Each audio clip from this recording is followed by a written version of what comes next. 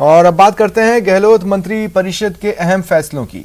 देखिए, एक एक कर आपको बताते हैं क्या अहम फैसले आज बैठक में लिए गए हैं। सबसे पहले बात कर लेते हैं वैक्सीन को लेकर। वैक्सीन की कमी है और केंद्र से निराश है प्रदेश सरकार। ऐसे में वैक्सीन के लिए अब विदेशों में संभावनाएं टटोलेगी, खंगालेगी। ग्लोबल टेंडर निकालने पर मुहर लगी है। विदेश से वैक्सीन मंगवाए जाने के फैसले पर मुहर लगी है। साथ ही ऑक्सीजन की मांग के लिए सरकार सुप्रीम कोर्ट का रुख करने वाली है। केंद्र सरकार पर ऑक्सीजन देने में भेदभाव का आरोप है, जिसे लेकर वो सुप्रीम कोर्ट का दरवाजा खटखटाएंगे। वहीं ज्यादा वसूली पर प्राइवेट अस्पतालों के खिलाफ कार्रवाई पर भी मुहर लगी। नर्सेस के लिए बड़ा फैसला हुआ है। नर्सेस का पदनाम भी चेंज होगा। नर्स ग्रेड 2 कहलाएंगे nursing officer. Nurse grade 1 senior nursing officer होंगे।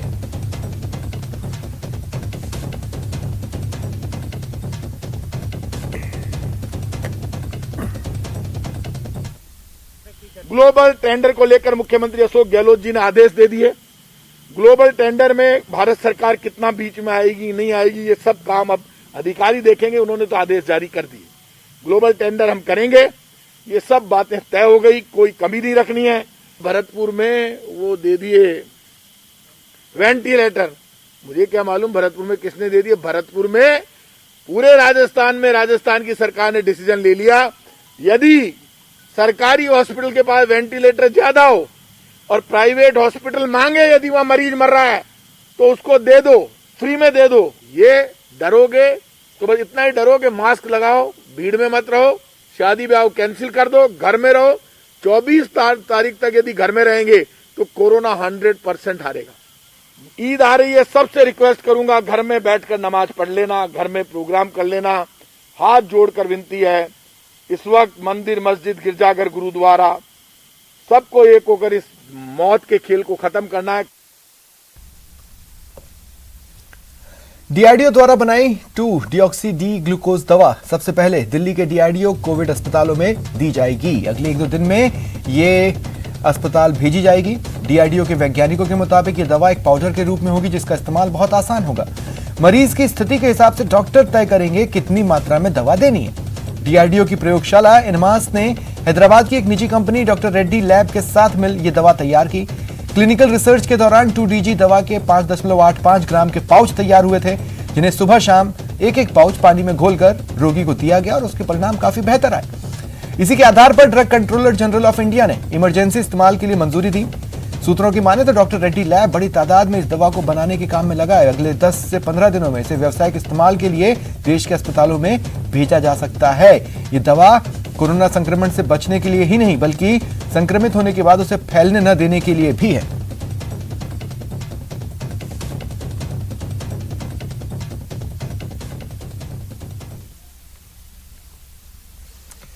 कोरोना महामारी के खिलाफ लड़ाई में उत्तराखंड सरकार को रिलायंस फाउंडेशन और अनंत अंबानी ने 5 करोड़ रुपए का योगदान दिया है। ये जानकारी उत्तराखंड के सीएम तीरथ सिंह रावत ने ट्वीट के जरिए दी। सीएम रावत ने लिखा कि उत्तराखंड राज्य आपदा प्रबंधन प्राधिकरण को अनंत अंबानी और रिलायंस फाउंडेशन की ओर से 5 करोड़ रुपए दिए गए। संघर्ष की इस घड़ी में यह सहयोग बेहद महत्वपूर्ण है। इससे कोरोना के खिलाफ लड़ाई को और मजबूती मिलेगी।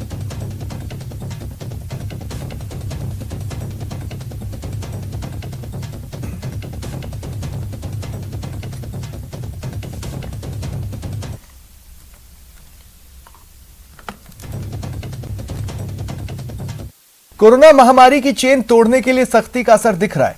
कोरोना के नए मामलों में 7% की गिरावट आई है, लेकिन मौतों का आंकड़ा अभी भी चिंताजनक है। इस बीच सरकार ने तीसरी लहर से बच्चों के संक्रमित होने की आशंका के मद्देनजर अपनी तैयारी तेज कर दी है।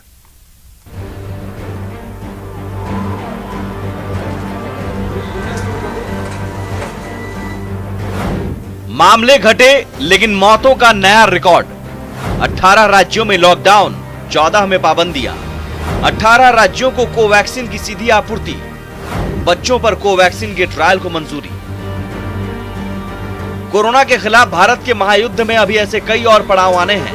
ये हम आपको इसलिए बता रहे हैं क्योंकि कोरोना के खिलाफ लड़ाई अभी लंबी चलने वाली है। वैसे कोरोना के नए मामलों में कमी तो आई है, लेकिन मौतों का आंकड़ा अभी भी रिकॉर्ड तोड़ रहा है। पिछले 24 घंटे में 3,48,000 नए मामले सामने आए। 3,55,000 लोग स्वस्थ हुए। 4198 लोगों की जान चली गई। करीब 37 लाख लोगों का इलाज जारी है। देश भर में कोरोना के खिलाफ लोगों की सतर्कता और कोरोना टेस्टिंग में भारी इजाफा हुआ है। पिछले 24 घंटे में रिकॉर्ड 19,83,000 कोरोना टेस्ट किए गए, लेकिन कई जगहों पर लापरवाही अभी भी देखने को मिल रही है। पहली तस्वीर दिल्ली के चिल्ला गांव की है, जहां पेयजल आपूर्ति संकट की वजह से लोग भीड़ बनाकर टैंकर से पानी भर रहे हैं, जबकि दूसरी तस्वीर बेंगलुरु के बाजार की है। देश के कई राज्य ऐसे हैं जो टीके की कमी से जूझ रहे हैं। वहीं कई राज्यों में 18 साल से ऊपर आयु के लोगों को टीका देना शुरू नहीं किया गया है। केंद्रीय स्वास्थ्य मंत्री डॉक्टर हर्षवर्धन ने राज्यों के स्वास्थ्य मंत्रियों के साथ टीकाकरण अभियान की समीक्षा की। पिछले 24 घंटे में भी 24,46,674 लोगों को ये डोजेस दी गई। हर समय आपको भी पता होता है, हमें भी पता होता है कि आपके पास कितनी वैक्सीन अवेलेबल है और कितनी हमारी तरफ से आपके पास पाइपलाइन में है। हम सबसे पहले जिनको सेकंड डोज की जरूरत है उसको प्रायोरिटाइज करें हर कीमत पर। कोरोना के खिलाफ भारत के महायुद्ध में पिछले 24 घंटे में देश में लॉकडाउन लागू करने वाले राज्य बढ़कर 18 हो गए। साथ ही 14 राज्यों में आंशिक लॉकडाउन बरकरार है। बच्चों पर कोवैक्सीन के सेकेंड और थर्ड ट्रायल को मंजूरी दी गई। 2 से 18 साल उम्र वालों के लिए स्वदेशी वैक्सीन जल्द मिल सकेगी। 1 मई से 18 राज्यों को कोवैक्सीन की सीधी आपूर्ति शुरू की गई। और ये सब इसलिए हो रहा है जिससे हर भारतीय कोरोना के खिलाफ लड़ाई में भागीदार बन सके। इसके लिए हमें भी कोरोना गाइडलाइंस का पालन, मास्क और सैनिटाइजेशन का ध्यान और कोरोना टीका, इन तीनों को कड़ाई से अपनाना है। Bureau report, news 18 network. इधर कोरोना के संदिग्धों की बढ़ती संख्या के बाद प्रदेश सरकार ने रैपिड एंटीजन टेस्ट को फिर से मंजूरी दी है। सभी सरकारी और निजी अस्पतालों में एंटीजन टेस्ट होंगे।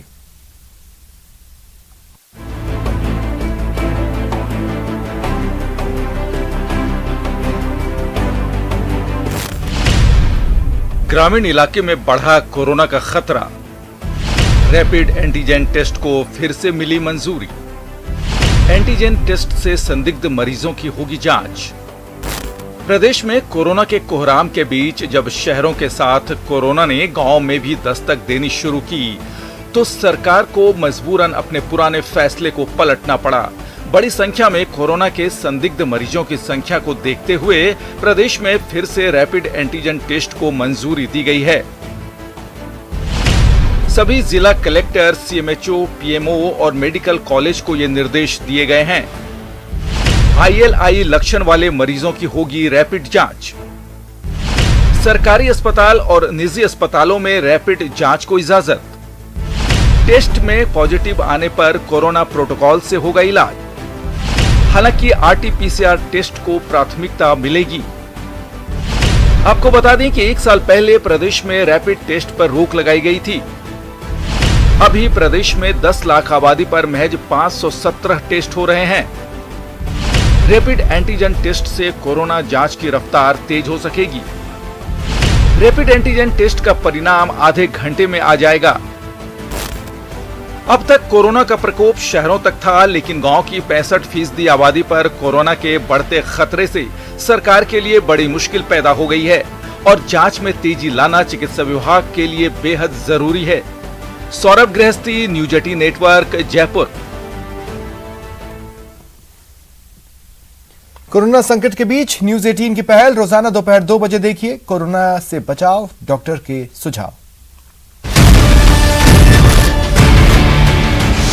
जिनको पहले से है कोई बीमारी, कोरोना से उनको है खतरा भारी। इलाज से बेहतर बचाव है, लेकिन बचाव की सही जानकारी का अभाव है।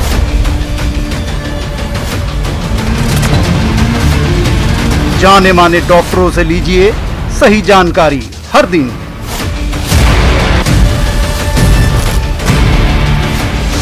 कोरोना से बचाव, डॉक्टर के सुझाव।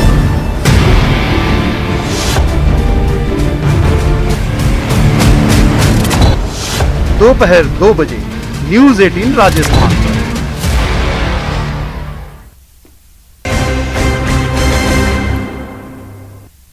कोरोना संकट में एम्बुलेंस चालक मरीजों से मनमाना किराया वसूल रहे हैं। ऐसे में मुंबई से सटे ठाणे में एक शिक्षक ने अपनी कार को एम्बुलेंस बनाया और कोरोना मरीजों को मुफ्त सेवा देना शुरू कर दिया। वे वैक्सीनेशन को लेकर भी लोगों को जागरूक कर रहे हैं।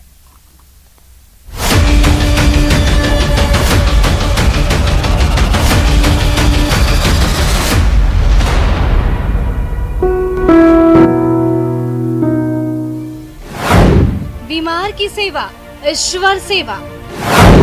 अपनी कार बनाई एम्बुलेंस, कोरोना मरीजों के लिए मुफ्त।